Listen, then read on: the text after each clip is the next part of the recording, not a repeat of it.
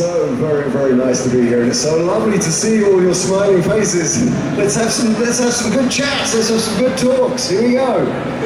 They all look happy. Yeah. Have you ever had that you come somewhere and they all look disappointed? All the time. No, this is the happy, we got them all, the happy bunch from Holland. This is the most happy people we have. We have them from all over the country, some over the border. There's some German people, some Belgian people. That's all right. They say, oh, Andy's coming, then I'll be there too. Are you going to be happy? They said yes. So that's how it goes. In a few moments, I'll jump in between you, kom ik tussen jullie rondlopen en dan mogen jullie ook vragen stellen. Het meeste deel, explain to them that they get to ask questions. Yeah. They know more about anything that you've done than we do combined. Oh, 100%, I'm sure. Well, that goes without saying. Slightly intimidating. Yeah. I just wanted to check these. No difficult questions, by the way. No difficult question. Math. When you, at first, I've come to understand you didn't want to be an actor. You wanted to be a graphic designer. Yeah, that's right. I went to college to study visual arts, and it was kind of an accident that I became an actor. In the first year, I realized you had to do another course, and I thought it was just going to be a visual arts course, and there was a very strong theatre studies department at my university, so I started making props and designing posters and sets for the shows, and then I started acting bit by bit, and then by the end of my first year, I was like, wow, I love this, and I was cast in a play to play this really great role, and then it was already difficult with my parents saying I wanted to be a graphic designer and a visual artist, and then I made the dreadful phone call saying I wanted to become an actor. Silence. And it was, yeah, I just knew I didn't want to be behind a drawing board or an easel for the rest of my life, that I wanted to be embodying characters.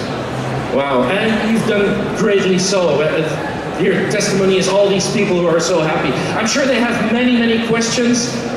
There'll be more questions that we can handle in this half hour than we have. So I'll just jump in between the people. There's room enough for me! And for all of you, and for you on stage. And let's get started here at the beginning in front. Yes? Hi. I don't really have a question, but I wanted to say something.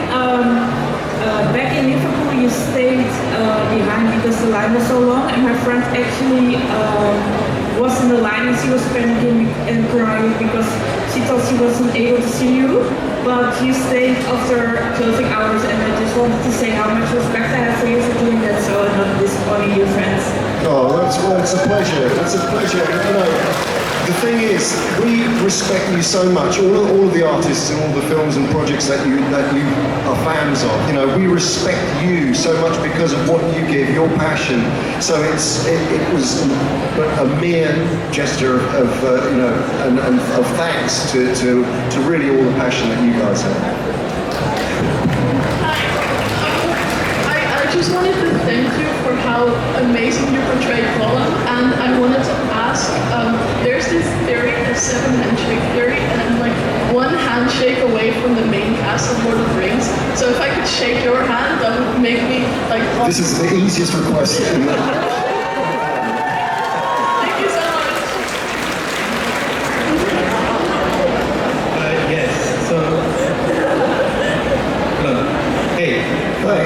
My question is, obviously you've done motion capture, a huge part in your career. Is there anything in motion capture that excites you going forward, or some new technology that would really interest you?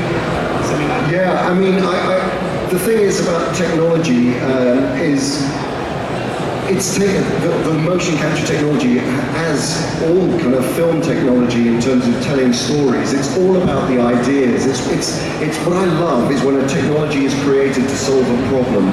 So for instance, when we started to work on Lord of the Rings, that's a prime example of a technology coming into being because of the desire to tell the story of a particular character, in my case Gollum, and then seeing that grow and change over the last 20 years and become part of mainstream film production, where you can create pre-visualizations and you can create an entire pipeline of work to create characters and to do stunt viz, or to be able to tell the story in interesting ways.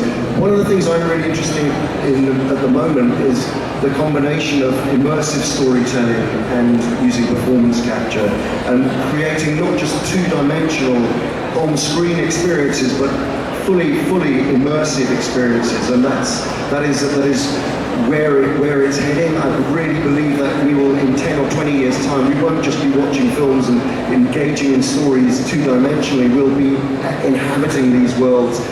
It's like video games, but in a mass kind of situation, like here now. We can all be enjoying a narrative that we're all part of. So that's what I look forward to. And then you obviously have Unforgotten coming up. Like, would you say the technology is really like advanced since the last time you played Gollum?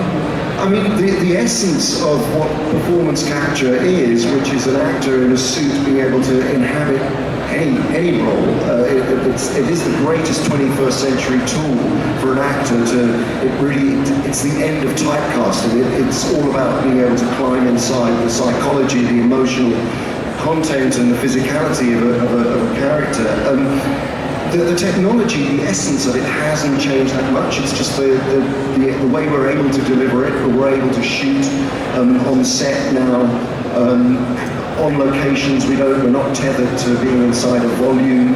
We can shoot out on location. That's really grown over the course of the last 10 years through the Apes movies, for instance. So we're really, the technology is, and the visual effects, the rendering of the characters, that always improves too. And so I think you're going to see some really exciting changes. We're going to be seeing you without beard and everything if you want to. Oh, 100%. Hi Andy, thanks so much for being here. Thank you. I have a simple question. Do you ever get tired after all these years of seeing elves, orcs, hobbits everywhere you go, or are you still enjoying it? I can never get enough of elves. Well, actually, I can get enough of elves. No, I love the world. Tolkien, look, I really love Tolkien as a storyteller because he's incredibly profound, but interestingly, he doesn't see himself as an allegorical storyteller. He sees himself as you well know, many of you who are Tolkien fans, it's about language, culture, and commonality and what we share, and the message behind all his stories is about being together, actually working together, and not prejudging, not being prejudicial. His stories have stuck with me, and obviously beyond the films, I've lived in that world throughout with the audiobooks and so on and so forth. And so to return back again, back to the world, to return to Middle Earth is a really exciting prospect. Hi, Andy. Welcome to Amsterdam. Hi there. I had a difficult question. We told them we weren't going to do the difficult question, so let's try this out. Try this out. I recently saw that you went to visit Hobbiton again. I was wondering if the current developments for Unforgotten, is there maybe a possibility that Nico and you will be reprising their respective roles? Listen, I was in Hobbiton a few weeks ago. I was down in New Zealand, and we've begun the writing process for the Hunt for Gollum, which may or may not be the title, by the way, of the movie, so just don't get too attached to it. The purpose of being there was to kind of re-engage with that location and look at it.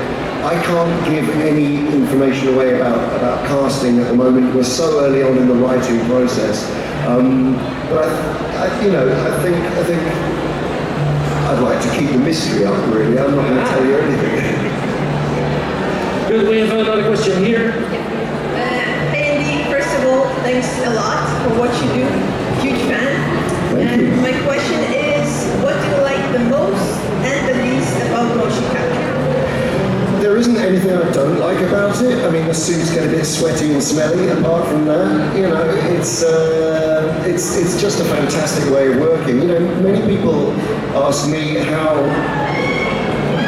is there a specific thing about motion capture that is different to acting conventionally in a costume and makeup. And I've always said this, that for me it's nothing to do with that. It's to do with character, it's to do with embodying the role. What it does allow you to do is to gaze through the looking glass into a magic mirror and see in real time a reflection of the character that you're playing. So in effect you become the puppeteer and the marionette of the character that you're playing at the same time.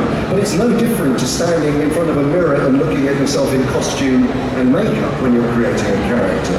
It's just you have to once you've encoded that looking at yourself on a screen, you bury that into your muscle memory, and it's the same process of acting. So I think that's one of to demystify performance capture. We call it performance capture because you're capturing the whole performance, not just the physicality. Motion capture was really going back 2 decades when you're capturing motion for video games, a sports person playing, literally just capturing motion, whereas performance capture is capturing the entire performance that an actor is giving. So I don't really, there's nothing I don't love about it. It's just been the most incredible tool that has enabled and will continue to enable actors to play incredible characters.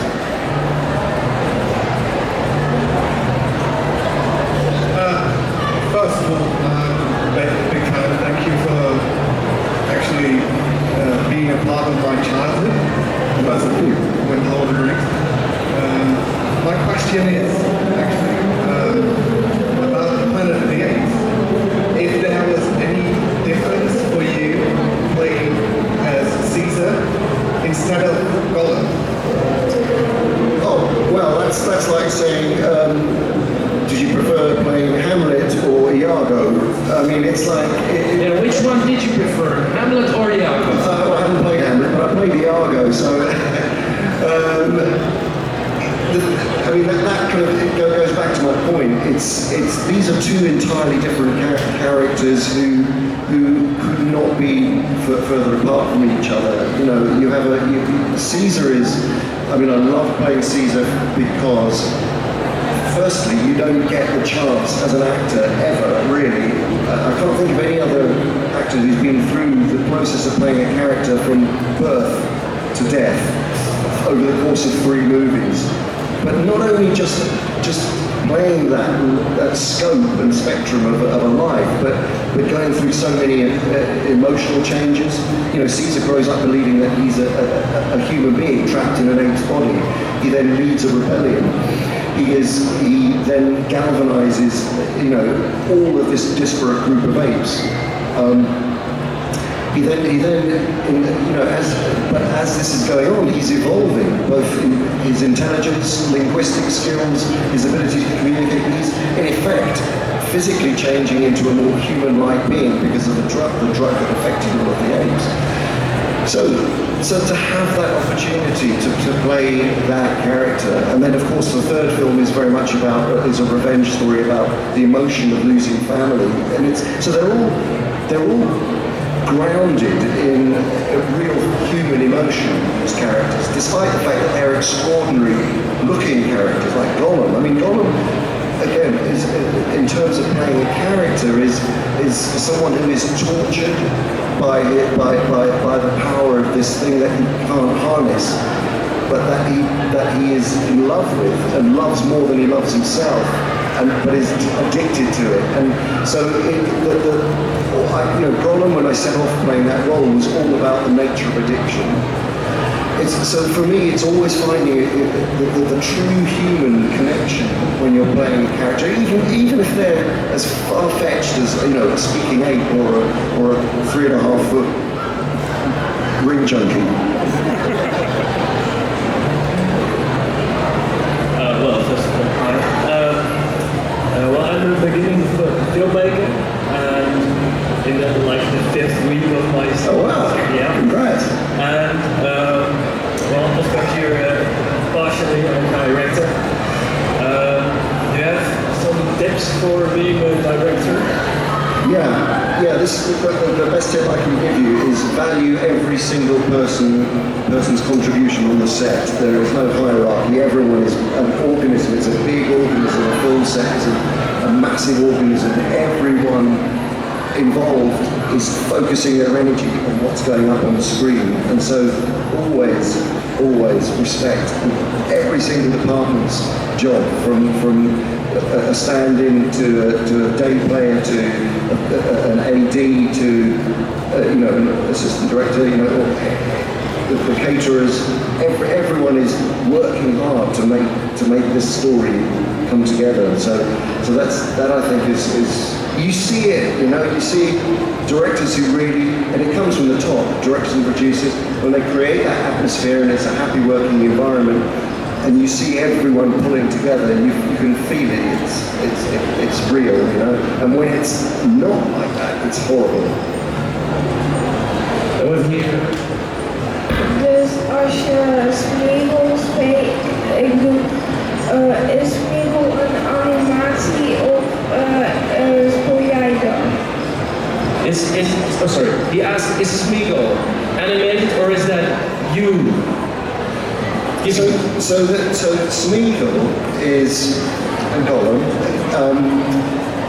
Smeagol is what we've been talking about, which is motion capture, performance capture. So instead of it being drawn by an animator, that would be an animation. Drawn using in the CG world, you can now create characters, not just like the old-fashioned animation where it was literally hand-drawn. This is using three-dimensional drawing or sculpting. And then the job of the animator if it's a CG animation without any actors involvement is they create a whole way the character moves. Maybe you've got the actor's voice to work with. It's very much different using performance capture because when it's animation, you maybe have 20 or 30 different animators working on one character, whereas with motion capture or performance capture, the actor is creating the character, or as we call it, authoring the role, and then using the suits, it's in real time creating the animation, and that's the difference. So when you say was Smeagol me, yes, Smeagol was me because I was on set working with the other actors, but what you see is me filtered through. It's a bit like a Snapchat. Like Snapchat when you can look at a filter of yourself as another character. It's exactly the same as that process, but a more detailed version. Hi Andy. Yeah, over here. I wanted to ask a question. It's kind of funny. Have you played the Lord of the Rings Gollum? Have I played Lord of the Rings Gollum? Yeah, that came out. No, I haven't. But I've heard some not great things about it. Nothing true, maybe. Trying to make.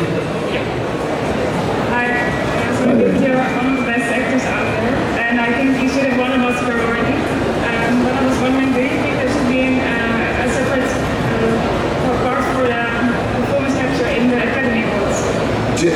So the question is, I don't know if you heard it, but should there be a category for performance capture in the acting awards?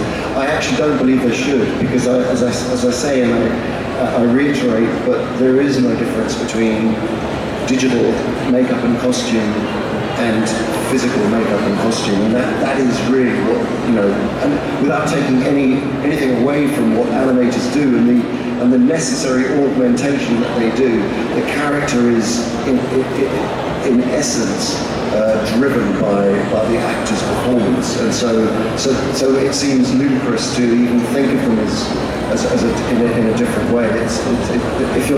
If you're judging a performance, then using performance capture, you're judging the actor. And here.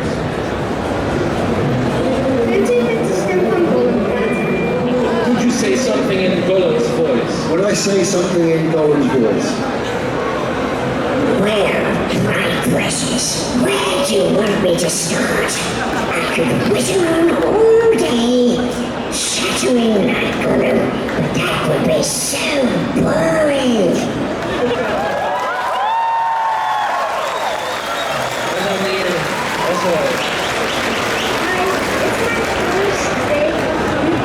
And my friend is, it's her birthday. Can you sing happy birthday to her? Can I sing happy birthday to her? Is that your birthday? Yeah. Okay, now what do you mean? Do you want me to sing happy birthday as Gollum? Is that what you... Is that what you want? Yeah. No. Happy birthday to you. Happy birthday to you, precious. Happy birthday. Yes, precious. Happy birthday to you.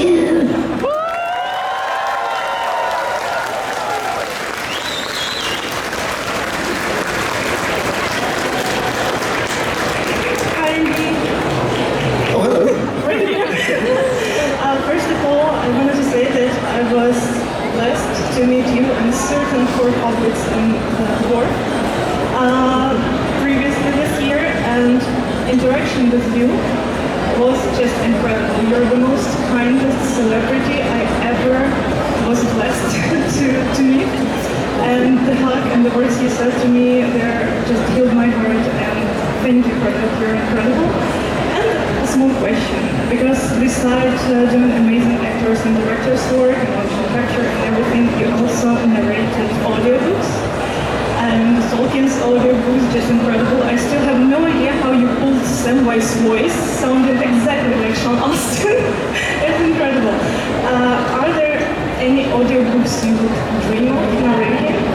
And if no, what is your favorite? So what audiobook would I like to narrate? I would really like to narrate. Let me think. Gosh, that's a good question. There's a brilliant book, a children's book, which I've always loved and grew up with, called The Phantom Tollbooth. I love that book, and there's some great characters in that. So I think if I had the choice, that is one I've really. Because I read it when I was very, very young, I think I could probably do it justice now, you know.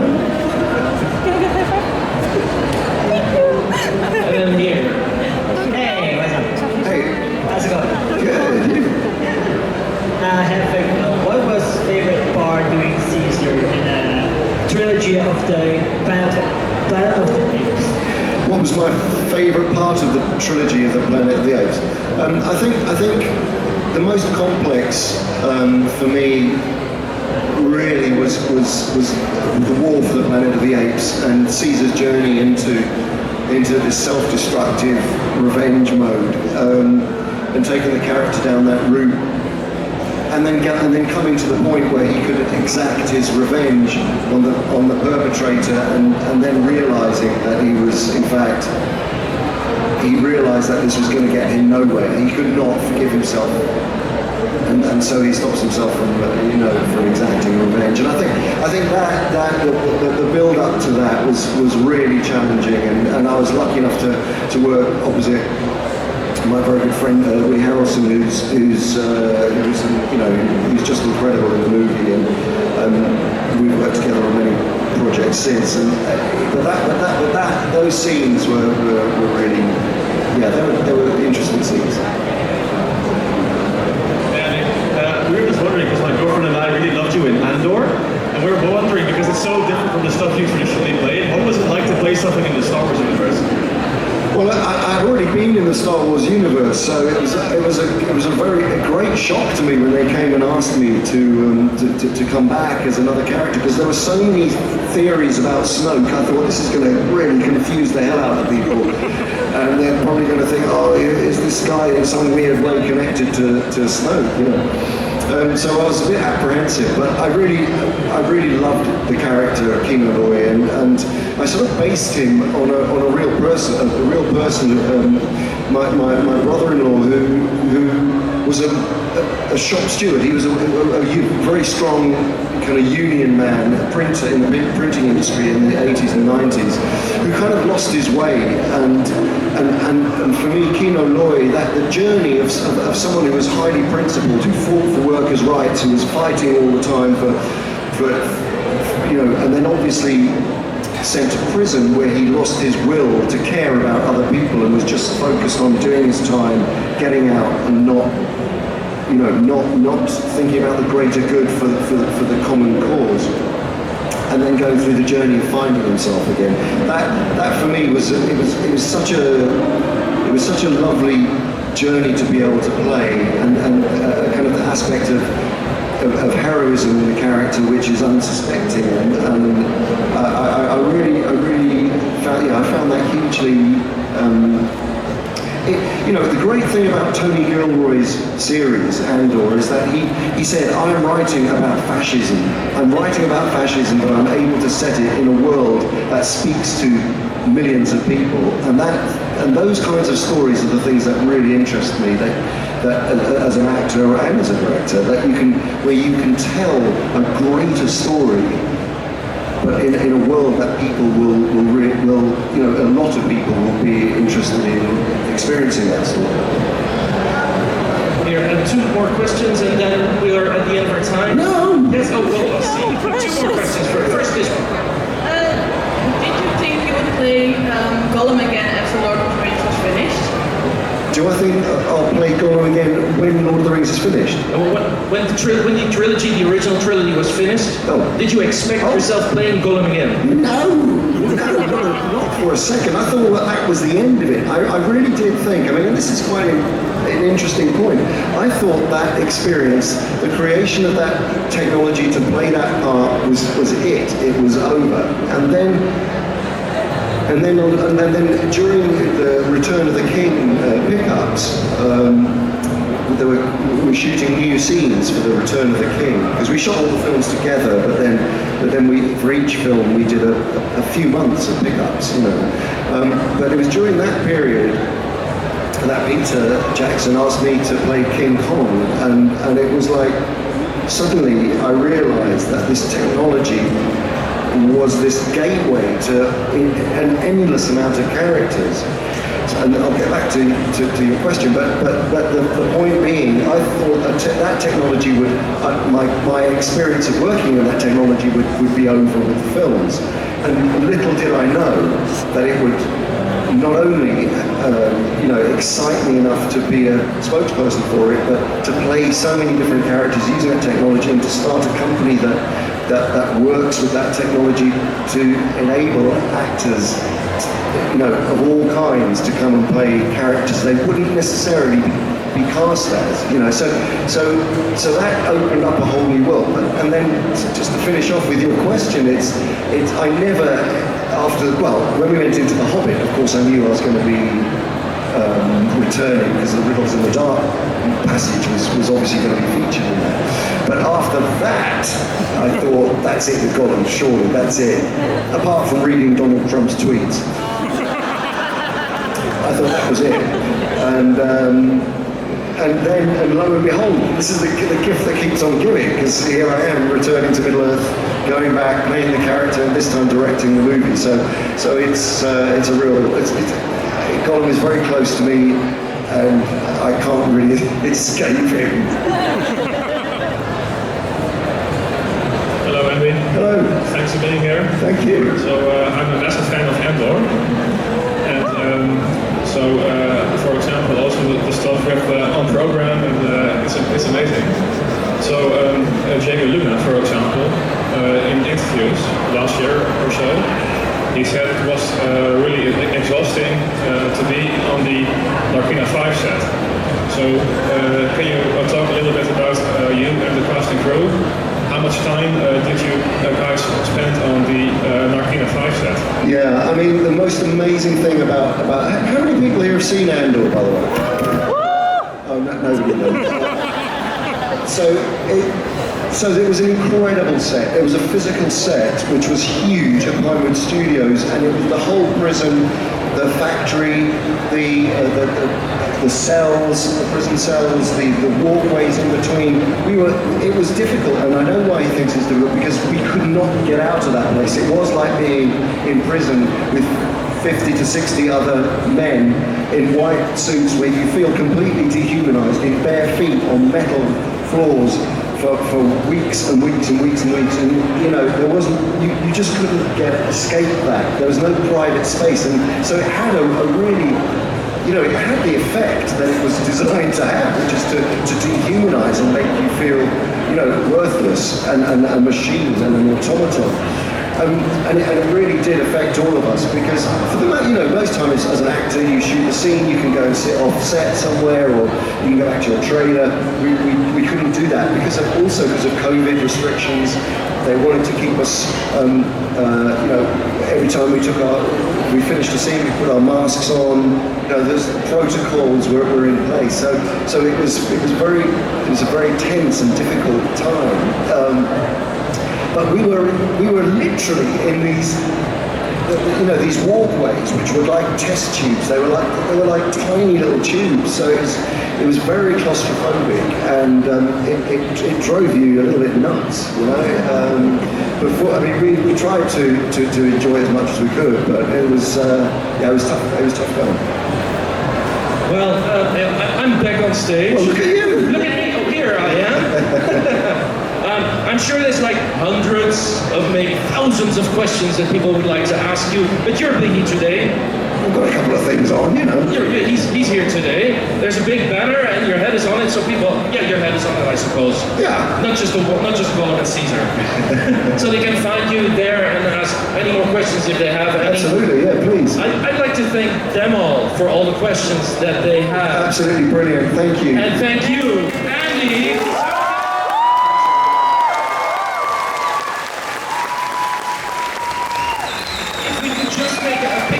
With the people behind it, there's a photo. There's a camera behind yes, let's there. do it. Okay. Okay, after 3. 1, 2, 3, go!